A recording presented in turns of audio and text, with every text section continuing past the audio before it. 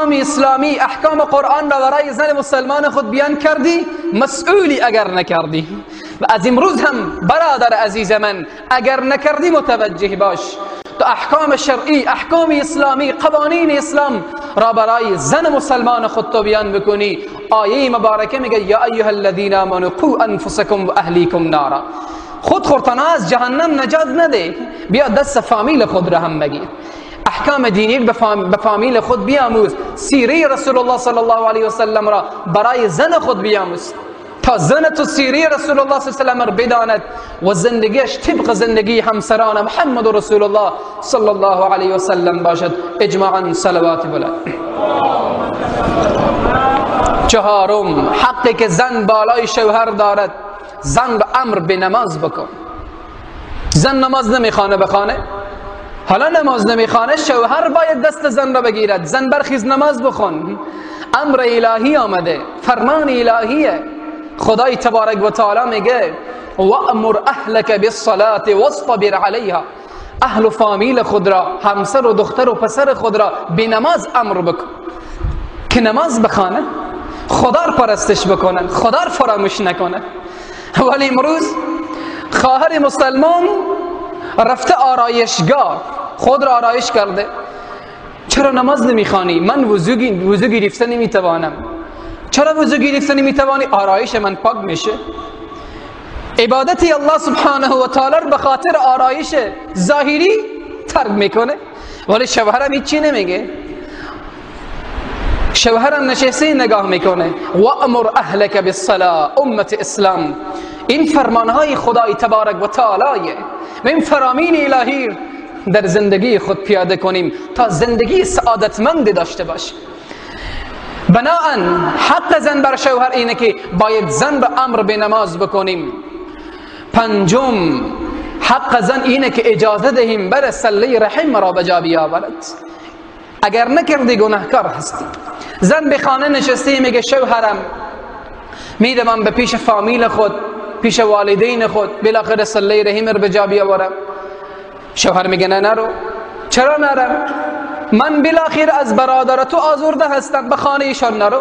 خود تو آزرده هستی، چرا کوشش میکنی که این زن مسلمان صله رحم را قطع بسازد؟ این حقیه که زن داره از طرف شریعت مطهر اسلام.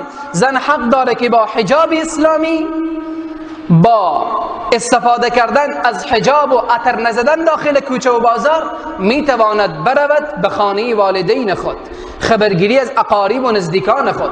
بنانی حق زن را شریعت مطهر اسلام بالای شوهر قرار داده، صله رحم، اجازه دادن صله رحم را به جا بیاورد. شیشم خیلی مهم هست. حقی که زن داره اینه که اسراری که در ما بین زن و شوهر هست او را نباید فاش بکنیم و بیان بکنیم. عده از جوانهای کم فکر، این نصیحت ما به عنوان برادرانه برای جوانها میکنم. عده از جوانها یک اسرار در ما بین خود و همسر خود دارن، با زن خود داره، اسراری که باید در ما بین خودشان باشه. مسائل زن شوهری مثلا، این جوان میه با دوستان خود همه اسرار خود بیان میکنه. چقدر کم فکری! تو حق زن را پایمال کردی، تو متوجه باش این زنتونه، ناموستونه، فامیلتونه، جانتونه. تو میای برای دوست خود دیگه چنین و چنان شده. اسراری که در ما بین زن و شوهر قرار داره نباید با کسی فاش بکنه و بیان بکنه. این حقیه که زن بالای شوهر خود دارد. هفتم، حق زن بالای شوهر. چی حق داره زن بالای شوهر؟ در کارها با زن مشوره نمایید. در تمام کارها، خصوصا کارهایی که تعلق میگیره با این مسائل، باید با زن مسلمان مشوره کنی. محمد رسول الله صلی الله علیه و سلم با همسران خود مشوره میکردن. حالا عده از شوهرها داخل خانه میگه ما چگونه با زن خود مشوره کنیم؟ کم میایی؟ عجب، محمد رسول الله صلی الله علیه و سلم با زنان خود مشوره میکردن، کم نیامدن. تو کم میایی؟ من خیلی با فکرم، من خیلی اندیشه والای دارم، من دانشمندم، محمد رسول الله دانشمندترین فرد دنیا بودن، ولی با همسران خود مشوره میکردن. تو با مشوره کردن با زن خود به او عزت میدی، با او ارزش قائل میشوی، با او جایگاه قائل میشوی. رسول معظم اسلام صلی الله علیه وسلم خواب میبینن که خانه الله میاین طواف میکنن، به صحابه دستور میدن من چنین خواب دیدم، همه حرکت میکنن. چندین ساله که خانه خدا طواف نکردن، صحابه همه عاشقانه وار میآین. وقتی میان صحابه پیامبر علیه السلام را مشرکین نمیگذارن، میگن نمیگذاریم شما را، نیاید به خانه الله، به مکه شما را نمیگذاریم. به هر حال محمد رسول الله صلی الله علیه وسلم صحابه که احرام بسته کرده بودن برایشان میگد خیر است، مشکل نداره، باز میگردیم دوباره به سرزمین مدینه، اگر نگذاشتن سال آینده میاییم. صلح میکنن با مشرکین پیامبر علیه السلام. اما صحابه خونیشان به جوش آماده بود، چرا ما را نمیگذارن؟ فاروق اعظم شمشیر به دست داره، یا رسول الله اجازه دهید جان خود را فدا میسازم تا به خانه الله برسم. ولی پیامبر میگه احرام خود را بشکنید، گوسفند ذبح کنید تا احرام شما شکسته شود، سر خود را بتراشید، بریم دوباره. صحابه چنین نمیکنند. به این معنی نیست که صحابه پیامبر امر پیامبر را شکستنده باشند، نه، بلکه دستور پیامبر را کوشش میکردن پیامبر علیه السلام دستور به جهاد بدن تا بروند به آنها را وصل جهنم نمایند. ولی پیامبر میگه چنین نکنید. صحابه به حرف پیامبر نکردند، احرام خود را نشکستاندند. محمد رسول الله صلی الله علیه وسلم پیش همسر مبارکه خود میروند، پیش سلمه رضی الله تعالی عنها میروند، از سلمه مشوره میگیرند. ای سلمه مشوره تو چیه؟ تو چی مشوره داری؟ صحابه برف من نمی کنن، تو چی مشوره داری؟ سلمه میگه شما با صحابه حرف نزنید، بروید خود شما گوسفند را ذبح کنید، سر خود را بتراشید. بعد صحابه به اقتدای شما چنین میکنن.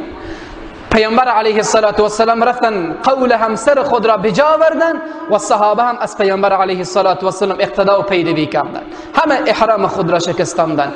پیامبر از کی مشوره میگیره؟ از سلمه همسر خود. حالا دنیای غرب میگه حقوق زن در اسلام پایمال شده، بیچاره ها. محمد رسول الله صلی الله علیه وسلم رحمت للعالمین سردار امت با زن مبارکی خود مشوره میکنن، تو میگی حق زن پایمال شده؟ عجب، این حق پایمال شده؟ رئیس ما، بزرگ ما، سردار ما، آقای ما با زن مشوره میکنه، تو میگه حق زن پایمال شده؟ ایرا شریعت میگه با زن برو مشوره کن، شوهر با زن خود برو مشوره کن تا برای زن مسلمان ارزش قائل بشی. این حقیه که زن بالای شوهر خود دارد. اجماعاً تکبیری بلند.